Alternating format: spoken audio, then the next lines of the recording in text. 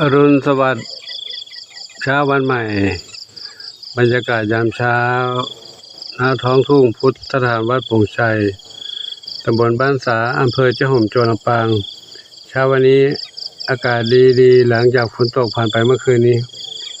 เสียงธรรมชาติจุกจิกจุกจิก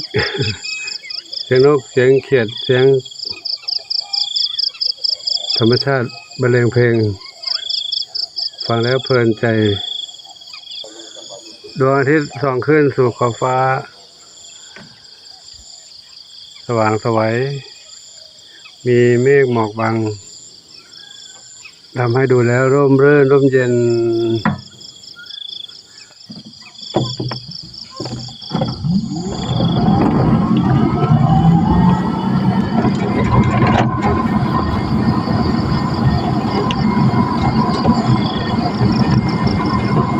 กำลังเดินทางกลับเข้ามายังวัด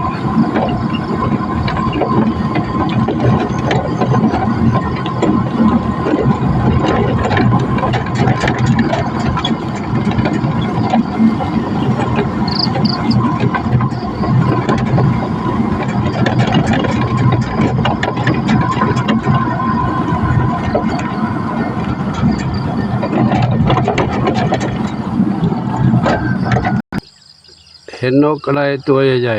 ๆเห็นนกอะไรตัวใหญ่บินปุ๊บปุ๊บปุ๊บปุ๊บปุ๊บไปแล้วโอ้หลายนกหลายตัวเลยออกมาหากินอาหารจากธรรมชาติกันนกปากห่างนกกระยางตัวใหญ่ๆโอ้เยอะเลยครับทางโน้นก็มีบินไปนู่นแล้ว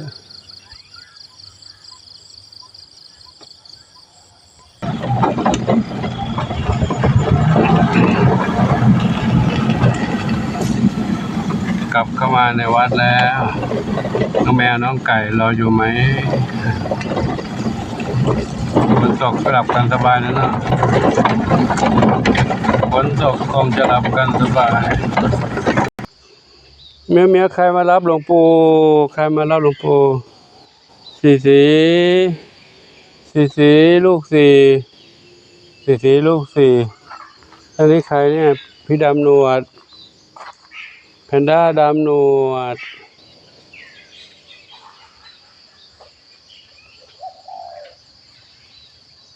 แพนด้าดำหนวดอยู่นี่รับหลวงปู่เนาะนอนอยู่ไหนกันนะนอนอยู่ในบ้านเหรอนอนอยู่ในบ้านและหลวงปู่วันนี้เดี๋ยวจัดอาหารให้กินก็จะได้พาน้องเหมียวน้อย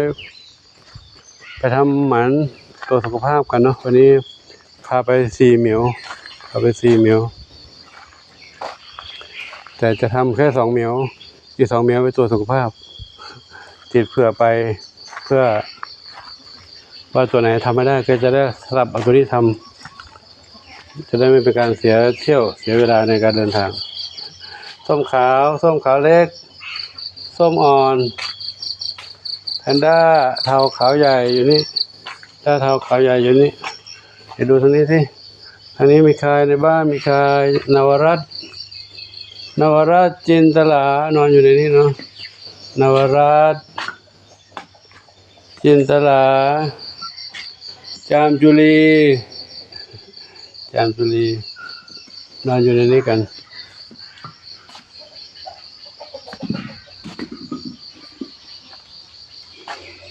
กินอาหารกันหมดไหมปู่เอาอาหารเม็ดใส่ใน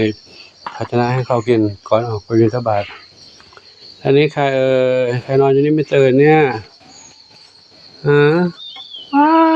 นอนไม่ตื่นเหรอนอนไม่ตื่นใครลูกบุญนำนอนไม่ตื่นบุญนำนอนไม่ตื่น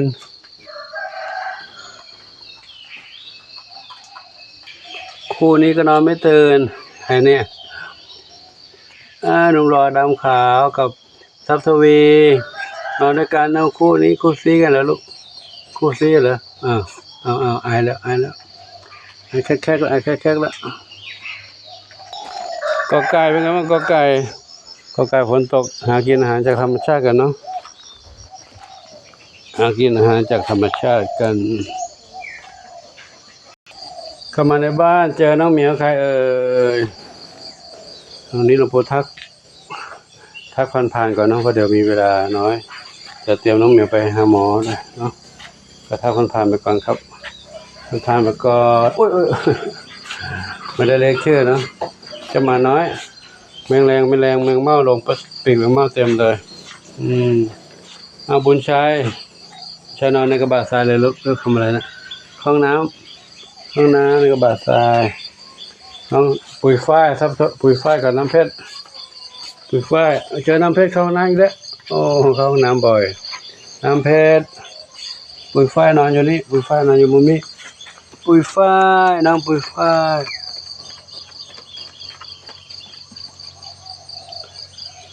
ใครอยู่บนนี้เฮงอยู่บนนี้เฮง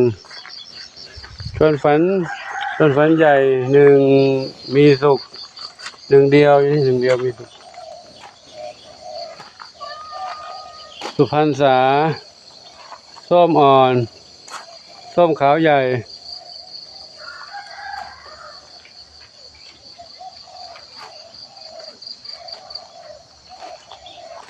เท้าขาวเทาเดี๋ยวปู่ไปดูนะก่อนลูกเดี๋ยวเหมียวไปหาหมอน้องเท้าเล็กอยู่นี่นะเท้าเล็กเจ้ากระต่ายน้อยนอนตรงนี้กันกระต่ายน้อยนี่3ตายกินอาหารกินผักแล้วเด้อมาน้อยเล่นกับเหมียวเอามาน้อยเล่นกับเหมียวแล้วเล่นไปก่อนลูกนะเดี๋ยวปู่เอาอาหารใส่ภาชนะไว้เนี่ยหลวงปู่จะพาน้องเล็กไปหาหมอนะ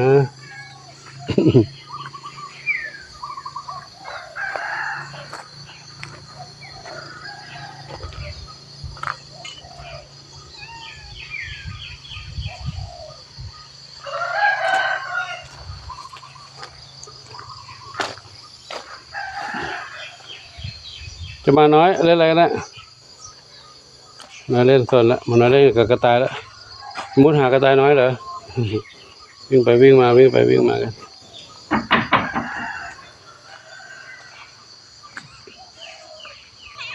นเด็กๆทั้งหลายเดี๋ยวเตรียมตัวหาหมอแล้วนะเมื่อคืนหลวงปู่แยกบริเวณมาอยู่ตรงนี้ก่อนเนาะอดข้าวตั้งเมื่อคืนแล้วนะลูกเนาะหิวใช่ไหมยังไม่ให้กินนะลูกนะจะไปหาหมอก่อนเนาะไปหาหมอก็มีน้องมนชัยน้องดวงฤดีวันนี้ทำหมันเนาะมนชัยกับดวงฤดีส่วนน้องที่จะทำต่อไปก็คือน้องขวัญจิตกับชวนฝันเล็กแต่เอาไปด้วยวันนี้เอาไปด้วยเพื่อไปตรวจสุขภาพก่อนจะทำหลักๆก็คือน้องมนชัยนี่น้องมนชัยกับน้องดวงฤดีนั่นเนาะเดี๋ยวปู่จะใส่ตะกร้าใส่ตะกร้าไปง้อเดี๋ยวก่อนนะลูกนะปู่ขอทำภาพนี้ให้กับทุกท่านรับชมก่อนเนาะนี่จะไปหมอกันนัด2เหมียวจะปู่พาไป4เหมียวเพื่อตัวไหนพบเจอโรคก็จะได้สับเปลี่ยนตัวไหนทำแทนได้เนาะไม่ต้องบ่นเนาะน้องมนชัยน้องดวงฤดีให้น้องขวัญจิตให้น้องช่วยฝันเล็กไปด้วยกันเนาะเดี๋ยวไปนะลูกเนาะขอปู่ขออนุโมทนาสาธุกับทุกท่านเนาะสำหรับเจ้าภาพที่จะพาน้องเหมียวไปทำหมันในวันนี้คือน้องมนชัยกับน้องดวงฤดีคือคุณโยมสุธาทิพย์ชุนหาวรากรเนาะได้ส่งปัจจัยมาให้หลวงปู่ได้ช่วยพาน้องเหมียวไปทำหมันเนาะแล้วก็คู่ต่อไปเดี๋ยวไว้รอโอกาสต่อไปเนาะขอโมทนาสาธุขอบุญกุศลทั้งหลายจงเป็นพระปัจจัยนุนนำความชูให้ทุกคนทุกท่านพบความสุขความเจริญมีความสุขกายสุขใจปรารถนาที่ใดก็ได้ทุกความมุ่งมั่นปรารถนาทั่วกันทุกท่านทุกคนสาธุอายุวโนสุขังพลัง